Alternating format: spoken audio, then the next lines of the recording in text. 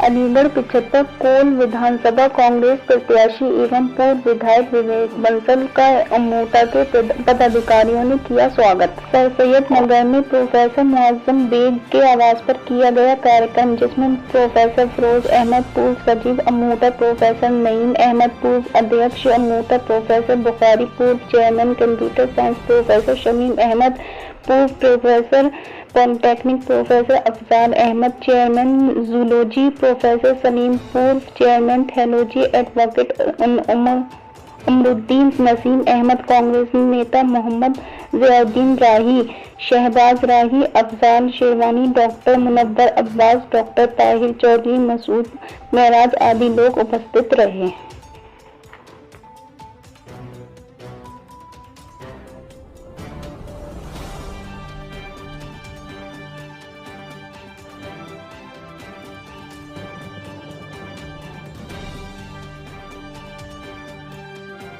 ठीक है, सोनिया गांधी, राहुल गांधी के अलावा एक आदमी बोलने आया? बहन जी ने तो सपोर्ट ही कर दिया, और हमारे जो नेताजी हैं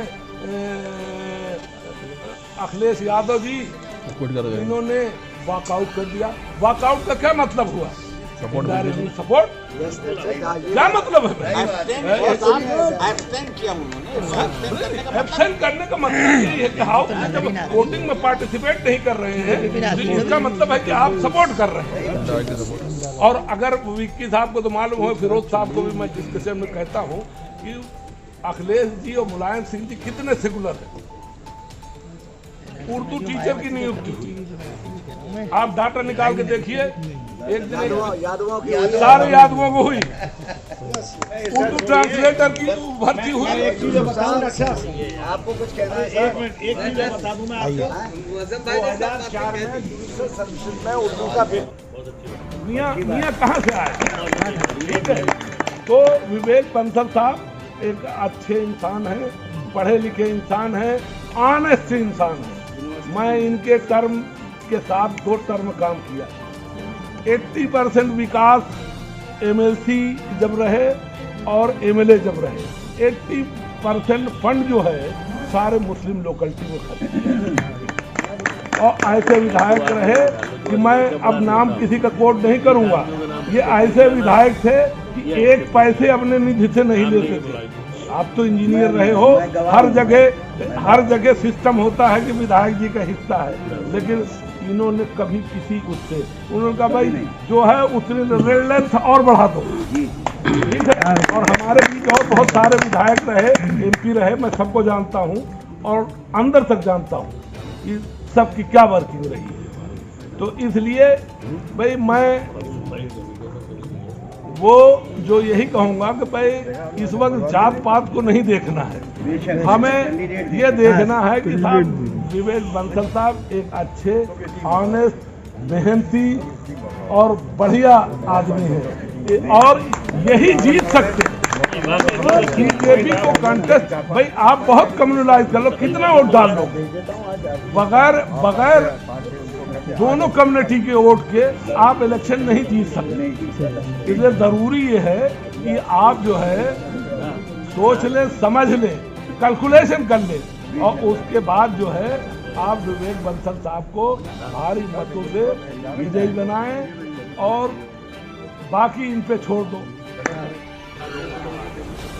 मेरी तो आपसे जबरदस्त गुजारिश है कि जाहिर है अगर सरकार सपा की बनती है और विवेक बंसल साहब अलीगढ़ से एमएलए होंगे और कांग्रेस का बगल माइनस करेगी उत्तर प्रदेश में सपा की सरकार में होगी।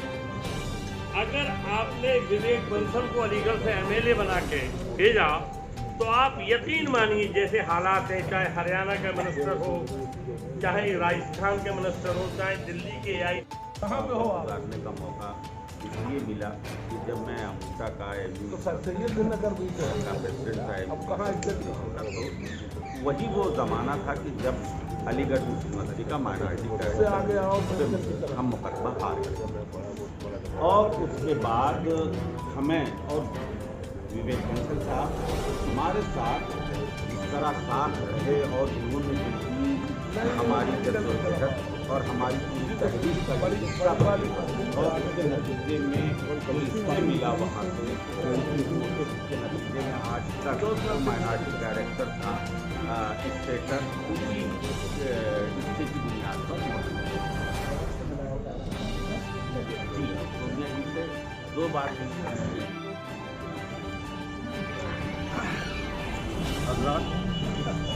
मैं यहाँ से शुरू करूँगा कि विवेक बंसल साहब के बारे में बात करना जो है वो कोई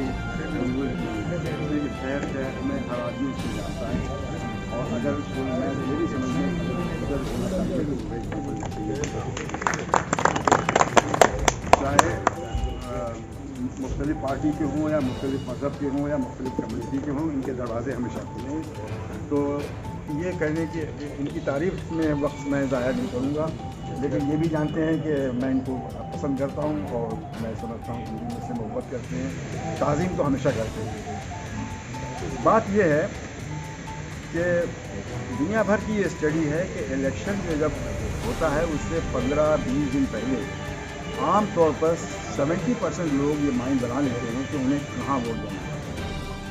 अब टीवी की वजह से और चाइना से मुश्किल डिस्कशन की वजह से हर आदमी तकरीबन हर बात जानता है, बहुत बारीक बात मैं जानता हूँ लेकिन थोड़ी बहुत जिसको समझने में जानता हूँ। तो परसेप्शन की लड़ाई होती है, बेसिकली लड़ाई इंडिविजुअल्स की नहीं होती, परसेप्शन की लड़ाई होती है कि किसने पार्टी ने क्या मुद्दे खड़े कर दिए जिसको अवाम ने पकड़ लिया। इस परसेप्शन में ये तो साफ है कि काफ़ी बीजेपी से लोग काफ़ी हट रहे हैं और बीजेपी की साख जो पहले आज से 4-5 साल पहले थी। शादी में देखो तो हर वक्त विवेक बंसल को देखते हो और उसके बाद जब वोट देने के बाद तो मियाँ भाई मियाँ कहाँ से आए, ठीक है। तो विवेक बंसल साहब एक अच्छे इंसान हैं, पढ़े लिखे इंसान हैं, ऑनेस्ट इंसान हैं। मैं इनके टर्म के साथ 2 टर्म काम किया है। 80% विकास MLC जब रहे और MLA जब रहे, 80% फंड जो है सारे मुस्लिम लोकलिटी में खर्च और ऐसे विधायक रहे कि मैं अब नाम किसी का कोट नहीं करूंगा, ये ऐसे विधायक थे कि 1 पैसे अपने निधि से नहीं लेते थे। आप तो इंजीनियर रहे हो, हर जगह सिस्टम होता है कि विधायक जी का हिस्सा है, लेकिन इन्होंने कभी किसी उससे उन्होंने कहा भाई जो है उसने लेंथ और बढ़ा दो, ठीक है। और हमारे बीच और बहुत सारे विधायक रहे, MP रहे, मैं सबको जानता हूँ और अंदर तक जानता हूँ कि सबकी क्या वर्किंग रही। तो इसलिए भाई मैं वो जो यही कहूँगा कि भाई इस वक्त जात पात को नहीं देखना है, हमें ये देखना है कि विवेक बंसल साहब एक अच्छे, ऑनेस्ट, मेहनती और बढ़िया आदमी है और यही जीत सकते हैं। बीजेपी को कंटेस्ट भाई आप बहुत कम्युनलाइज कर लो, कितना वोट डाल लो, बगैर दोनों कम्युनिटी के वोट के आप इलेक्शन नहीं जीत सकते।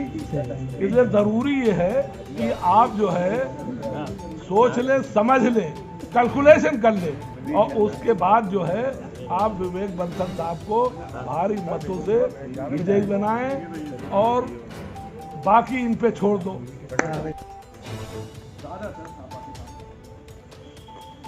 जा रहा है गलत है या सही है इसके लिए हो सकता है, लेकिन जहाँ कहीं हमारा स्ट्रॉन्ग कैंडिडेट है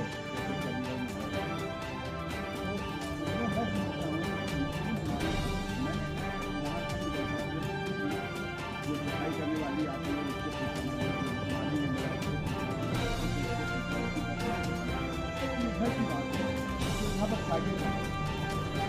क्यों कर रही है, इसलिए कि उनके लिए बैठ गया है।